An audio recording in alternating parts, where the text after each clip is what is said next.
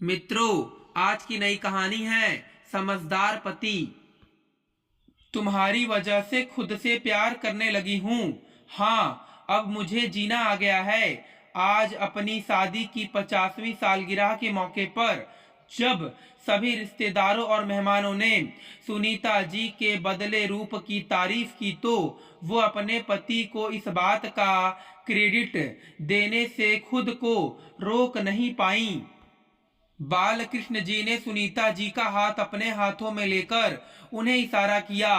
अगर तुम समझो तो चारों तरफ प्यार ही प्यार है।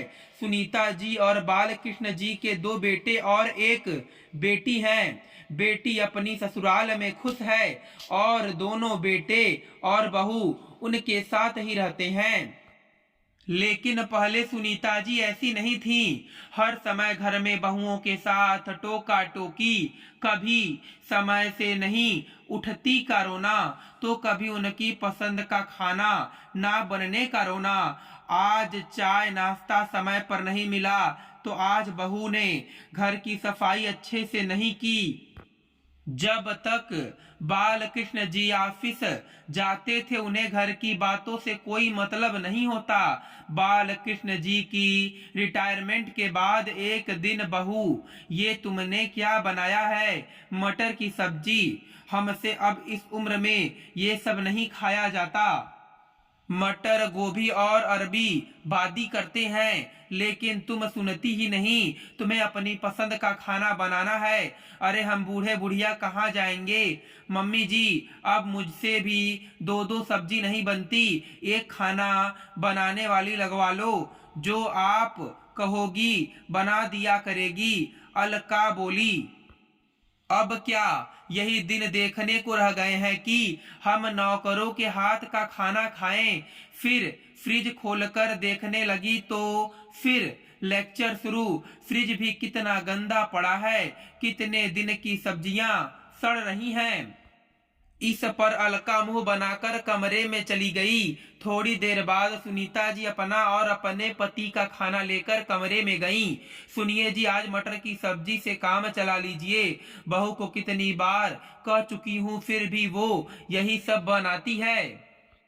सुनीता, मैं सोच रहा हूँ कि एक खाना बनाने वाली को बुला ही लें। इससे हमें भी मनपसंद खाना मिल जाएगा और तुम्हारा सिरदर्द भी कम होगा, जिससे बहुओं के साथ तुम्हारी रोज बहस भी नहीं होगी। फिर तुम भी खुश रह सकोगी मेरी तरह।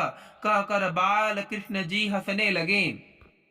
आपको तो हर बात मजाक लगती है। खाना बनाने वाली रख लें, जिससे ये बहुएं हमारे हाथ से बिल्कुल निकल जाएं। जितना घर में रुक रही हैं उतना भी नहीं दिखेंगी। क्या इनका फर्ज नहीं है सास ससुर को उनके हिसाब का खाना बनाकर दें? क्यों नहीं है, उनका भी फर्ज है। तुम उनको थोड़ी सी आजादी देकर तो देखो। अभी तो उन्हें ऐसा लगता है कि तुम हिटलर की तरह उनके सिर पर नाचती हो, इसलिए वो जानबूझकर कुछ ना कुछ हरकत करती हैं। और ये जो तुम उनसे बहस करती हो, उससे तुम्हारा सम्मान भी कम हो रहा है और तुम्हारा सिर दर्द भी बढ़ता जा रहा है। बहू आने के बाद से तुम्हारे चेहरे का ग्लो बिल्कुल खत्म ही हो गया है। अभी से 80 साल की लगने लगी हो, बीमार भी कितना रहने लगी हो। पिछले महीने ही तुम्हारी परेशानी इतनी बढ़ गई थी कि तुम्हें हॉस्पिटल में एडमिट करना पड़ा था। तब इन्हीं बहुओं ने तुम्हारी रात दिन सेवा की थी। हमारी बहुएं दिल की बुरी नहीं है, उन्हें बस तुम्हारी टोका टोकी से थोड़ी आजादी चाहिए। तुम भूल क्यों गई? तुम भी तो अपनी पसंद से काम करके खुश रहती थी। अम्मा कितना समझाती थी, तुम कमरे में जाकर कितना बड़बड़ाती थी। आज जमाना बदल गया है, अब बहुएं मुंह पर ही बोल देती हैं। तुम्हें तो खुश रहना चाहिए, तुम्हारी 2-2 बहुएं हैं। अपनी जिम्मेदारी उन पर छोड़कर आराम करो और अपनी उम्र से कम दिखने की कोशिश करो, ना कि ज्यादा। और जिम्मेदारी के साथ उन्हें अधिकार भी दे दो, फिर देखना तुम कितनी खुश रह सकोगी। लेकिन इस सबके लिए तुम्हें खुद से प्यार करना होगा। अगर तुम्हें खुद से प्यार होगा तो तुम खुद इन परेशानियों से खुद को अलग कर लोगी। अगले साल हमारी शादी की 50वीं सालगिरह है। अगर ऐसा ही रहा तो ऐसा ना हो हमारा साथ बीच में ही छूट जाए। मैं तुम्हें उस दिन पुरानी सुनीता के रूप में देखना चाहता हूँ।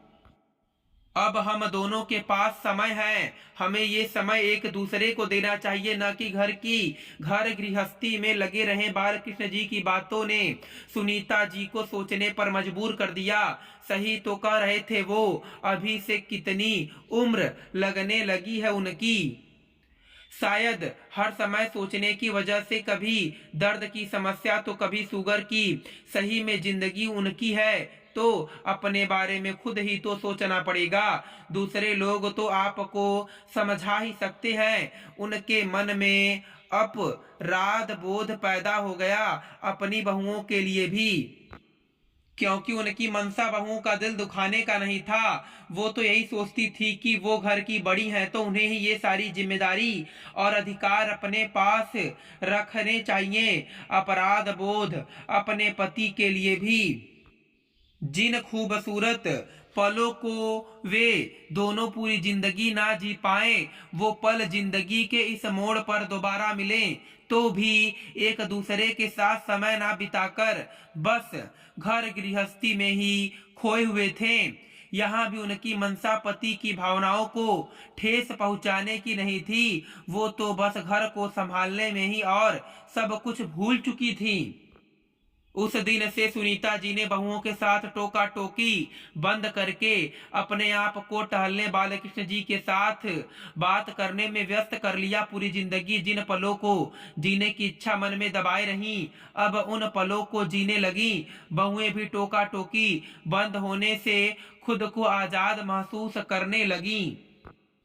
अब वो सास ससुर की पसंद पूछ लेती। आज उन दोनों की शादी की 50वीं सालगिरह थी। आज सुनीता जी का रूप बहुत बदला हुआ था। जिन रिश्तेदारों और मेहमानों ने उन्हें काफी समय से नहीं देखा था, वो उनके उस रूप की तारीफ कर रहे थे। सुनीता जी मन ही मन अपने पति को धन्यवाद दे रही थी। शादी की सालगिरह एक ऐसा मौका होता है जिस पर हर औरत सुंदर दिखना चाहती है, चाहे उसकी उम्र कितनी भी हो। आज सारी बातों से एक तरफ होकर सुनीता जी का चेहरा चमक रहा था। और हो भी क्यों ना, उन्हें खुद से प्यार हो गया था, वो भी अपने पति की समझदारी की वजह से।